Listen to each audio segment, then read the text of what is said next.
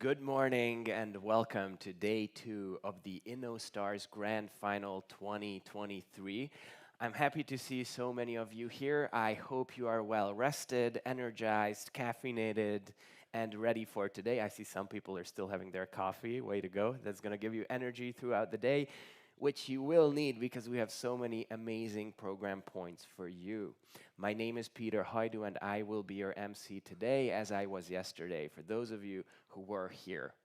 What will happen today, you might wonder? I'm here to tell you about all that. We will start with an investor forum very soon.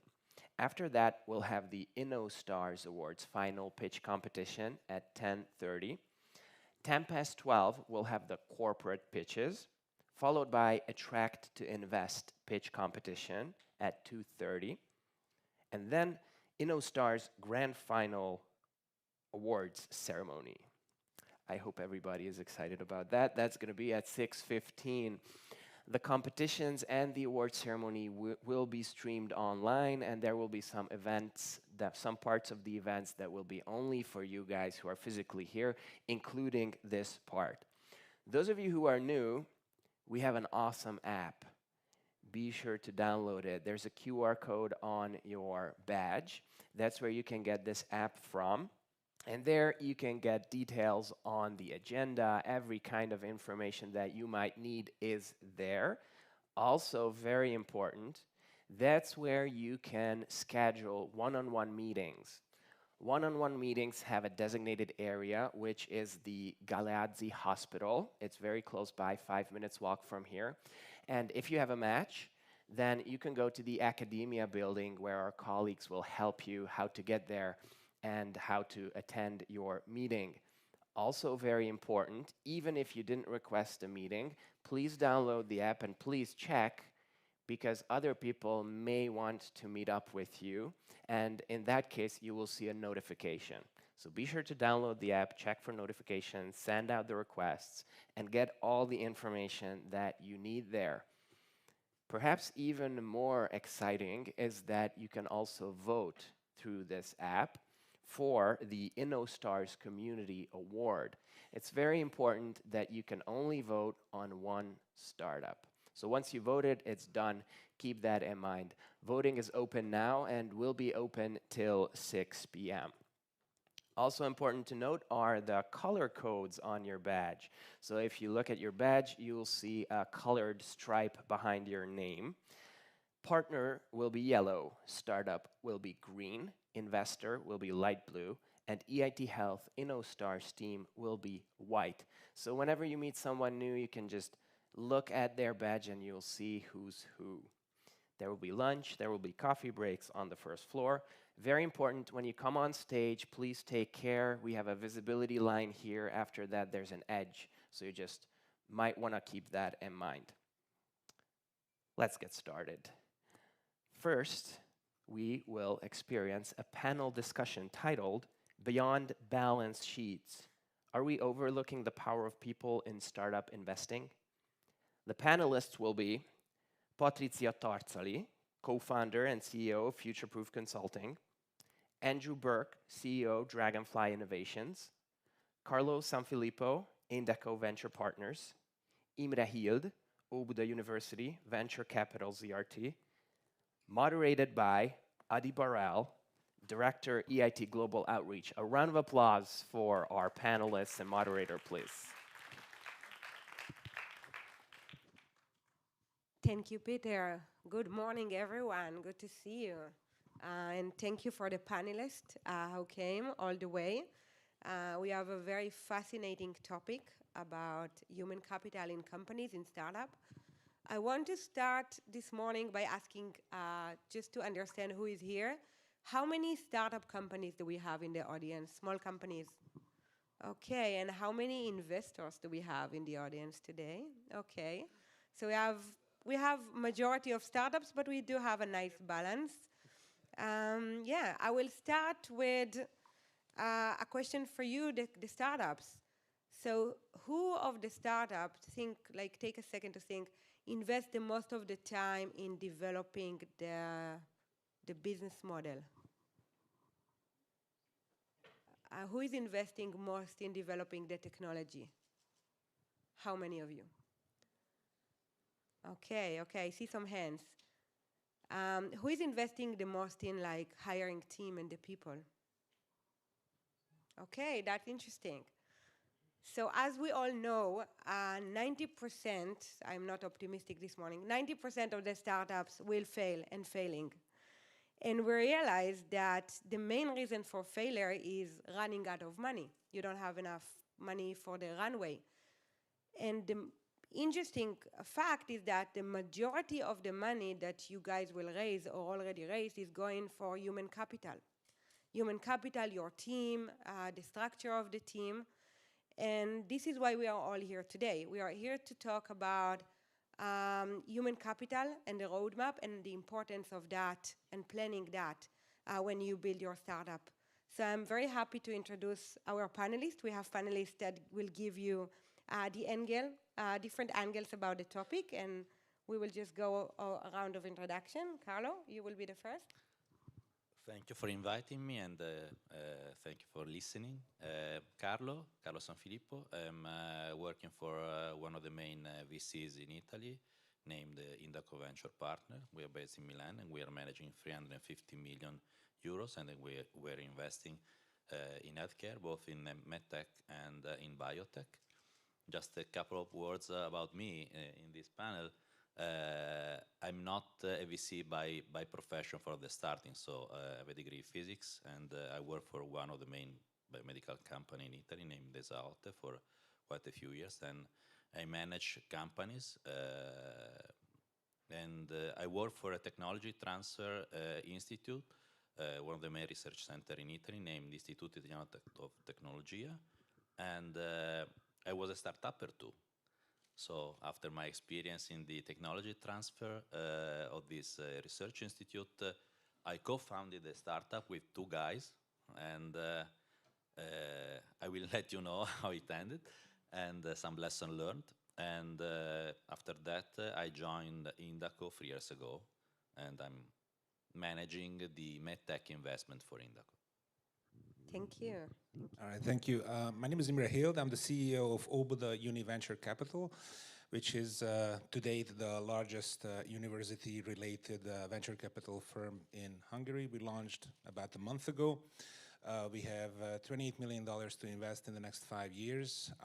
We have a preference to university-related startups, but we don't have it as a requirement, but it's kind of good if university is somehow involved in the process. We can invest anywhere in Europe. We invest in AI, medtech, robotics, and all these typical trendy areas. I myself, I built 2 companies before I started to work with startups back in 2009.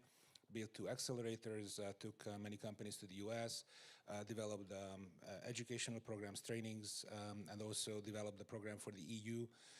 In which for actually EIT Health, which was basically enabling and facilitating the process of learning how ecosystems work well.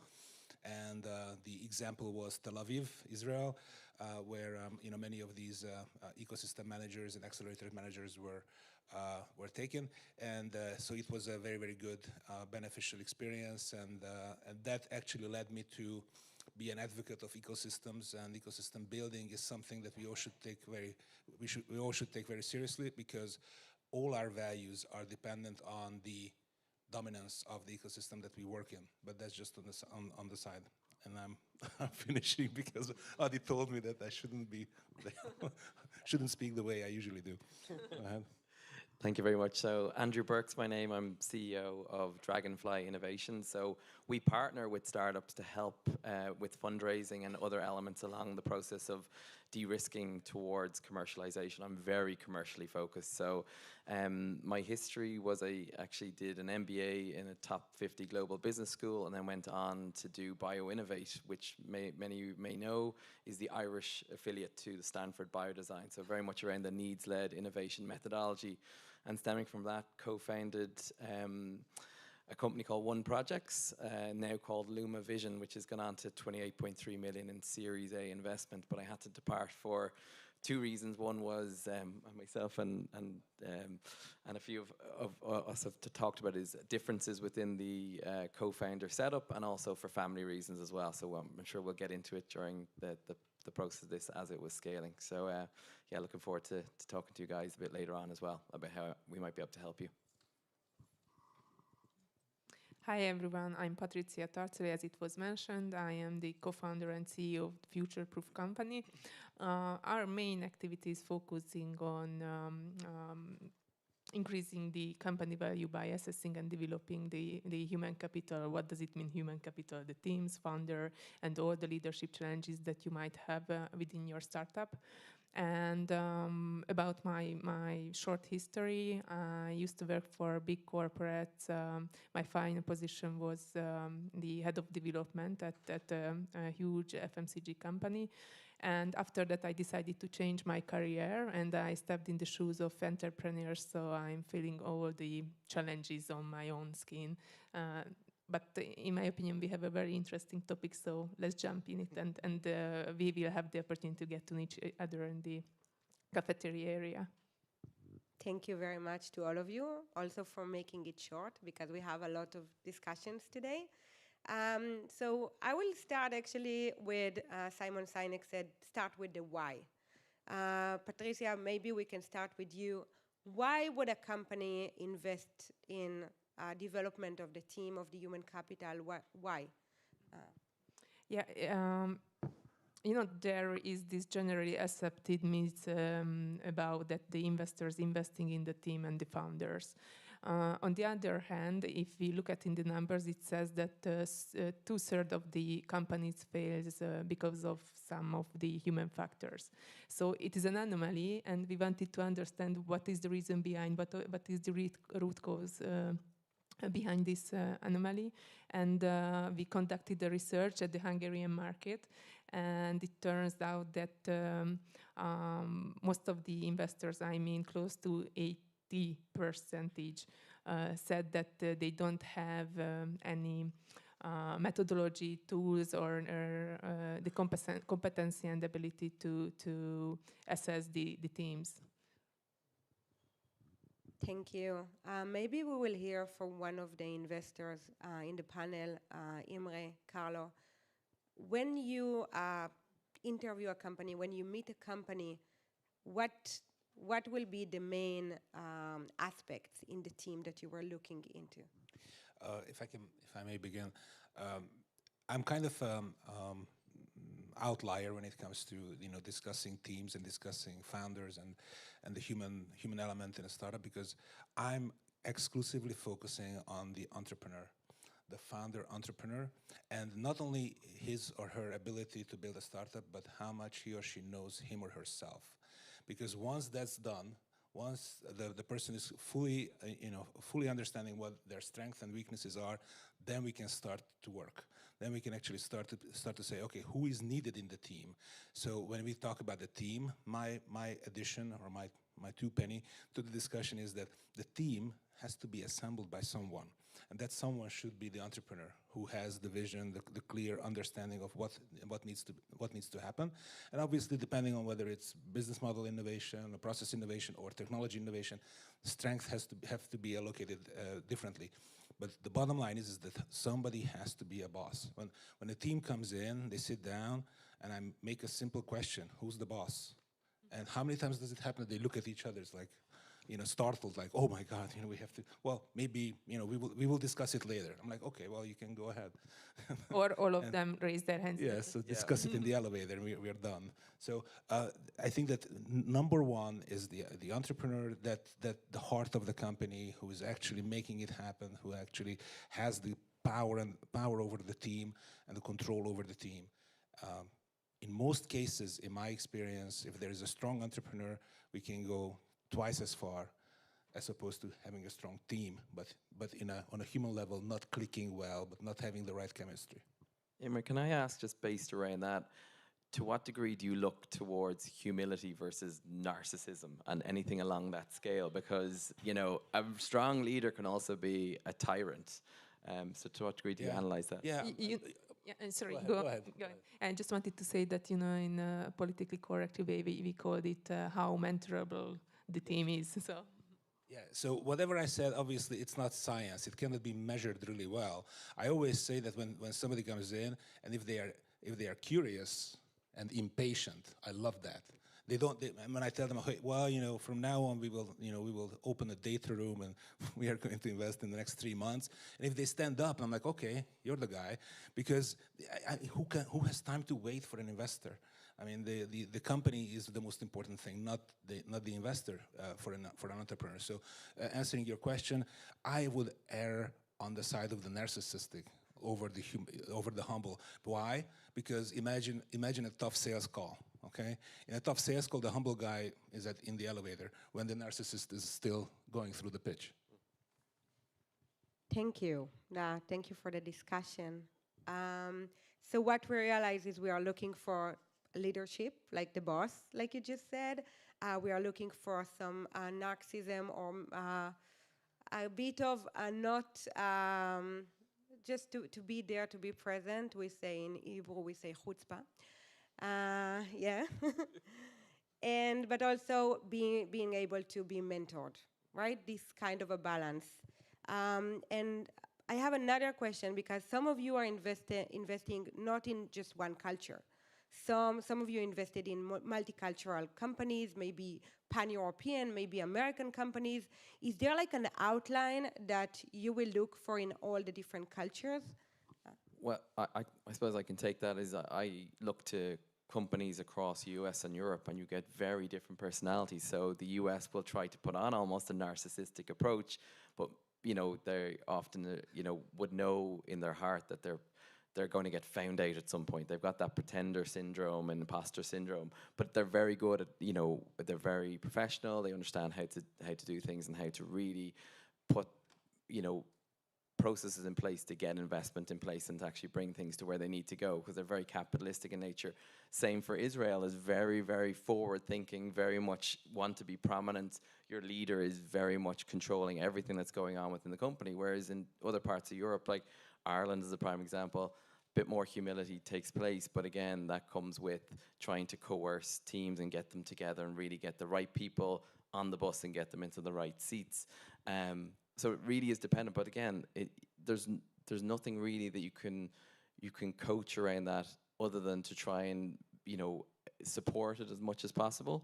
And but yeah, it's a tricky one, and that's why I think that having some processes in place around HR strategy, and as you scale, but also pre-investment and post-investment, I think are critical, and they're underfunded and under-resourced and even underappreciated at present. So, what are your thoughts around that? Israel is a good example, and let me continue with this, and please, Adi, correct me if I'm saying something wrong. What we experienced and heard about there, that as soon as you turn to 18, you go through a kind of an assessment which says that which part of the army would be the right field for you. And as we can measure these and predict these things, it is working on the same way within a company or within a startup. So all the things which is considered a subjective or a gut feeling, concerning the decision-making process during an investment process, it's measurable. And everything is measurable, and not just the proven capabilities, so those things which are already in your CV, but also the potential itself. And the potential is the most important part, because it will help you to assess and predict, for example, whether the founder he or she how far can take the company, and when the time comes when she will not or he will not the right CEO or leader, or I don't know, within the team.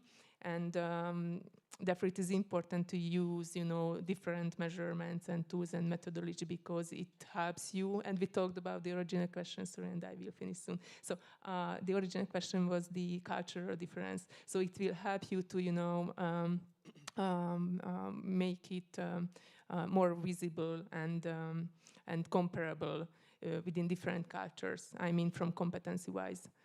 Can I add to that as well? Just, and it was myself and Carlo and Imre had been talking about, was the importance of ecosystem as well. So the culture that's built within an ecosystem, and how the support structures that can be there, because there's many companies, maybe even here, that might be quite remote in that they don't have the, similar to, say, the Israeli or Irish ecosystem that exists, say, in medtech and biopharma, and to understand how to support them as well as they go through this. So I think, again, it comes back to how developed is the ecosystem that you're within, and if there's discrepancies there, how do you get support structures around you to help you to navigate all the different elements that exist for the startup and as you scale. Carlo? About the nationality, I do believe that it's really true what you're saying. The main point, in my opinion, looking at from the VC point of view, is you have to have a set of measurable objectives. So that is one of the main points that we, as a VC, we are not fully considering. The point is, yes, you can have different cultures, that's fine, but then we are now we have to get results out of the company. And to get the results of the company, and I add one more element, the team, starting from the leadership, must deliver. Must deliver. So it's not about, yes, okay, you can be, have a good vision, you can work on the business plan, but then you have to deliver. So that is something that, in my opinion, we as a VC, we should look at more. So that's the reason why, for example, for me, when I start evaluating a company, I try to look at the company over a 1 year period span, just to see if what they are saying from a leadership point of view, it's then put in place, because this is a metric. So if you can manage that, then the team can work. And I add one last element, that is when there are different teams at different stages. So this is something that we have to consider, because a leader can be good in the seed stage, and surely is going to be good at this seed stage, but you already know from the beginning that he will not be able to do the right leader probably at the end. Are you investing in that or not? What are you thinking about that? So, Carlo, I just may I add only one thing, because I would build on Carlo's idea, and it was really great that as the way that you can put together a business plan, for example, you can put together a human roadmap or a human plan as well, and both things are measurable, and it would not help only from startup point of view, but as Carlo mentioned, from investor point of view, to just check and follow up how the growth is going on. So just yeah, thank you. Carlo, just a follow-up question about what you just said. There are many companies here in the room. Some of them will approach investors for seed, for A, for B. What will be like the main tip for them when they approach you as an investor? What they need to present in the team that you will trust that they will deliver? I would look, first of all, at their story.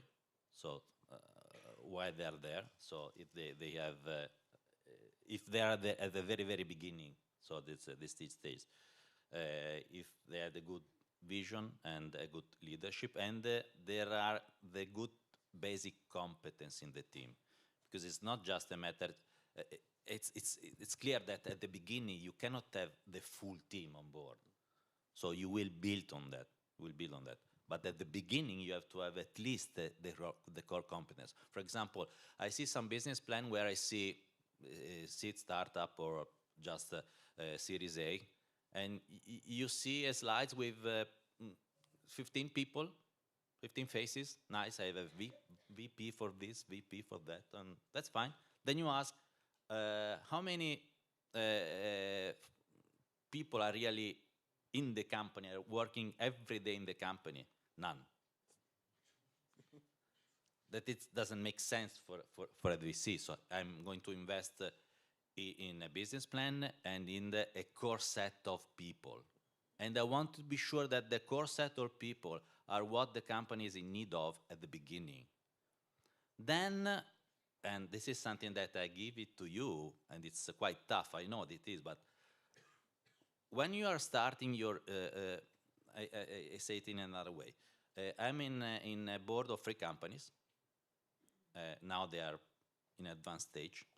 None of them has the same CEO that they had at the beginning.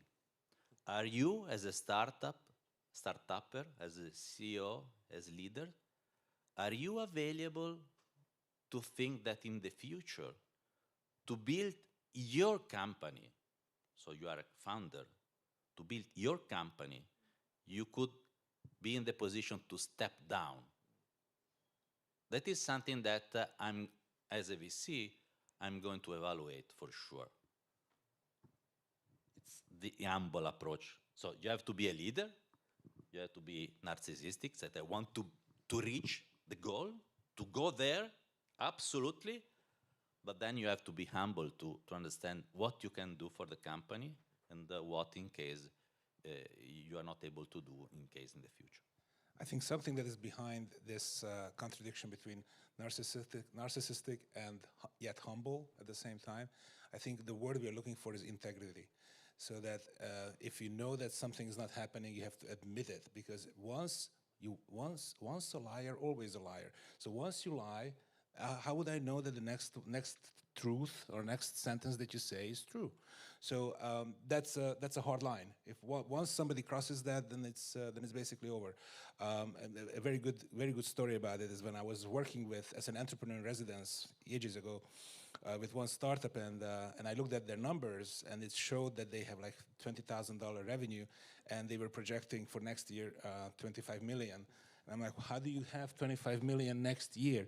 And he looks at me and he says, Imre, otherwise the VC doesn't give me the money. So I have to, inflate it to incredible heights. And that's when I lost trust in that person, because then how would I know when the next one is coming? Thank you.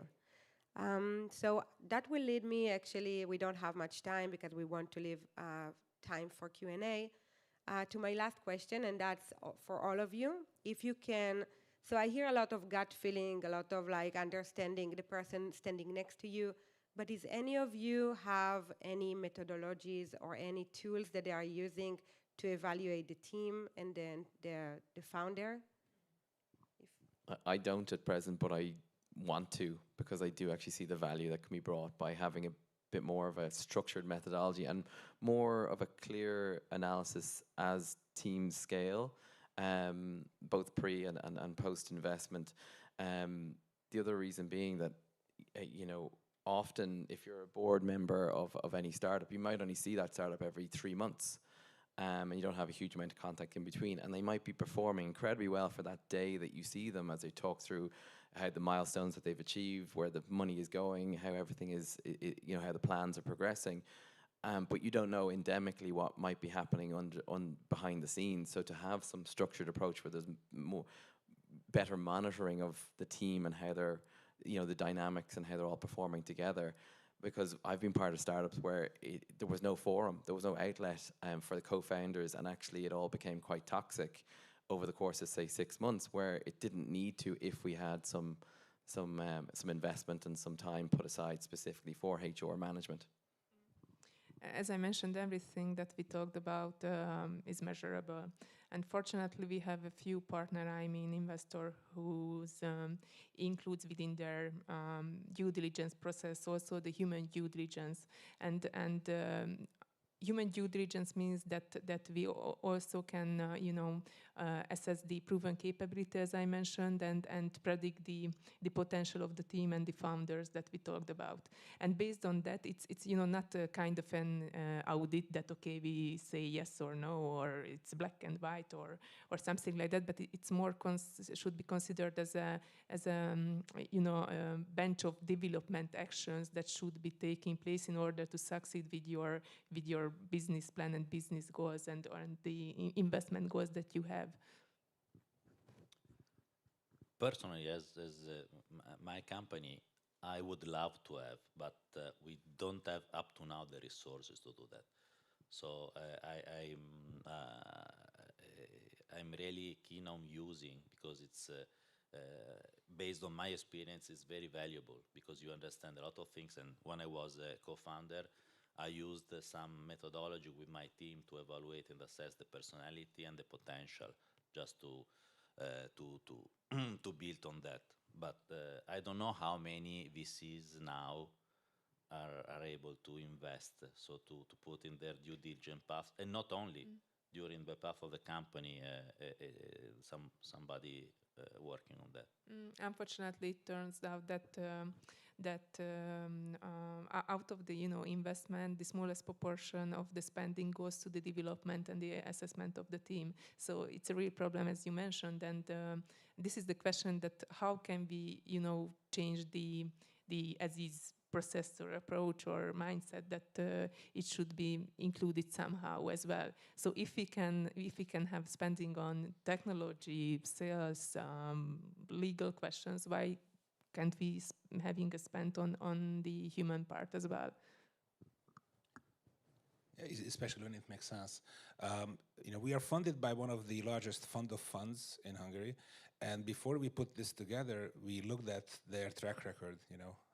How well they do due diligence and how well they are actually doing all these necessary steps. And guess what? Their due diligence was 100% good, 100% right when it came to legal, tax, and I don't know, political dangers. But they were 100% wrong when it came to people. So all the failures were due to people, not due to lack of due diligence. They were always and constantly, and even today, they're focusing on the wrong thing.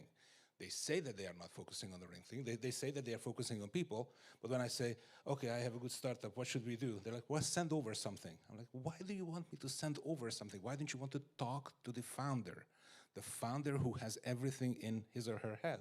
So our process, and I think I shouldn't call it a methodology because it's not a methodology yet, but in my team, we are 5 people. Out of the 5 of us, all 5 of us have a considerable entrepreneurial background and entrepreneurial experience.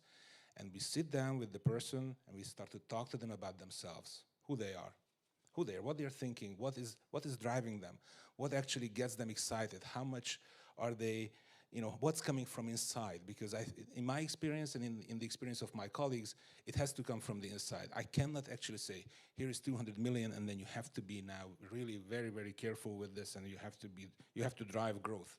And they don't know how to, unless they have it within them. And something to, just in connection to what Carlos said, is that, the right people at the right time at the company. I believe that there are 3 kinds of people in a startup: the launcher, who loves to start the business; the operator, who loves to operate the business; and the scaler, who likes to grow the business. And these are completely different attitudes and different mindsets. So if an operator starts a company, run away, because they want to automate everything without knowing how everything works. They will automate it because it has to go automatically. I'm like, no, you don't know how to actually, you don't even know how to put together the process. Why do you want to automate it? And they look at me with the blank stares, like, that's how you do it. Like, well, that's an operator. And I'm looking for launchers, and we don't have many launchers. That's one of the key problems for us. Yeah, maybe one more thing that was touched by Imre very well, that everything starts with the investor team, let's say, and it is also turned out that from the research that most of the investor team doesn't really have the not just the capacity and not just from financially mentioned, but also from capability point of view. From capability and knowledge point of view, the financial and the legal experience is much more overrepresented than the human and the leadership part, or being an experienced entrepreneur. Thank you. I feel like we have some golden tips and very practical inputs over here. Thank you for the panelists. I have one more. I have one more golden tip. It's not going to be more than 10 seconds. You see, they want to know who is the boss, and then they don't listen to me. You can one Love more, you, Adi. one more, and then I'm opening out. So many of you guys came to talk to investors, and that's fine. And even if you walk away without money, what you can walk away with is definitely something very much more beneficial in my book than money, is connections with each of you. So you startups, you have to talk to each other also, because you will not know, serendipity really does exist. It happened in my life every month actually. So if you talk to each other a year or 2 years from now, you will find out that this is where something started, when you wanted to actually ask for money, and it turned out that you actually found some great person. That's it. Network and ecosystem. I always agree.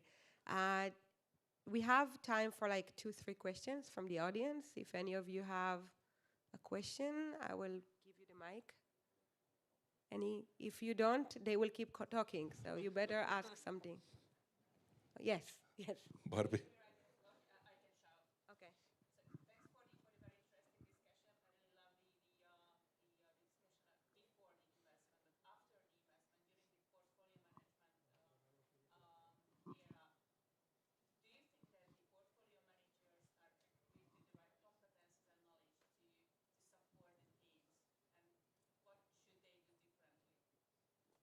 It would be a bit artificial, the answer from my side, because we are working together. She is my co-founder, and she will be one of the jury member later on.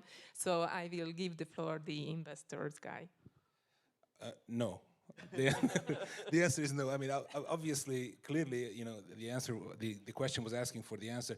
Fundamentally, portfolio managers, as we all mentioned, they're looking at Excel, they're looking at performance, they're looking at metrics and the indicators.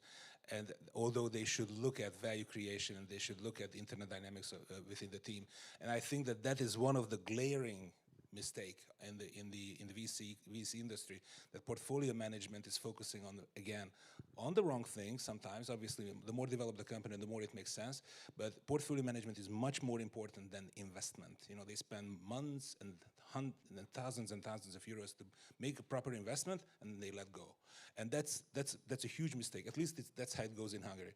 And that's a huge mistake. And that's why actually, and here is a plug, we are not only a VC investor, but we also build a venture studio, which is actually helping startups along that tough road of launching a company. Yes, the same for us. I mean, we don't have a dedicated team for the team development, but we have a proactive approach as I'm a board member and three boards. But I rely on my competence, and I share it with, of course, my team. Just to, for example, I used to select the C-level within the team of the company, so I'm used to do that. But in my opinion, and I follow you, and it's not enough, because as he was mentioning, the team works every day, every hours. So I can just understand and speak with the team once a month or so, and that is not enough. So it's something that it's missing. For me, it's missing. Even if I had all the competencies, and I don't think that most of the DCs have, that is not enough. That is the reason why I believe that something more would be needed to support the team. I can probably add to that to say, if you guys as startups, if you can get yourself some really strong mentors as well, so that they can act as a conduit between the VC and your investment partner, they'll also help to act as your support structure. But they can, I hate to use the phrase mole, but essentially they'll be able to highlight where the discrepancies, or where there's some toxicity coming in, or where there's a breakdown in the team itself, or maybe underperformance and reasons why that's happening. Could be personal, could be professional, to intersect earlier, because again, PM is focused on metrics, and but it's only intermittent. So again, surround yourself with good mentors and good support structures that will help you in times where you're feeling either distressed or where it's just not working as well as it could do from a team perspective, because you want to get that back to high performance, because you then also want to be able to hit those metrics and then get the further on investment and keep that runway going. So it is very, very important. So to do consider that. Thank you. Maybe I can share also from the EIT perspective. I mean, many times companies get accelerated, they get investment, and then they are left alone to do their own. So from my perspective, also looking for a program to support your stage. If you want to scale to another market, if you want to develop something, many programs will support later stages and post-investment stages. So mentoring, but also different programs it depends on your stage. We call it Scalerator. You don't work on the business and the business plan and the pitch, but more of the team development and the leadership. So that's from the EIT general perspective. So we have 20 seconds, we are on time. I will thank every one of you for this fruitful discussion, passion discussion, and feel free to get coffee and reach out. I will give the floor back to Peter. Thank you very much. Thank you.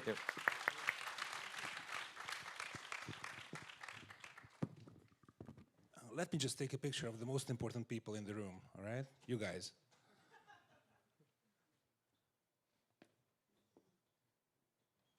All right, thank you.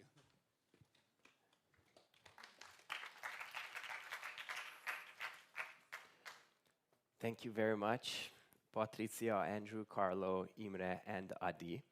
And as Adi already mentioned, coffee. It is time for a coffee break. At 10:30, we continue with the InnoStars Awards final pitch competition. So get caffeinated and get back here at 10:30 because the fun will start at that time. Enjoy.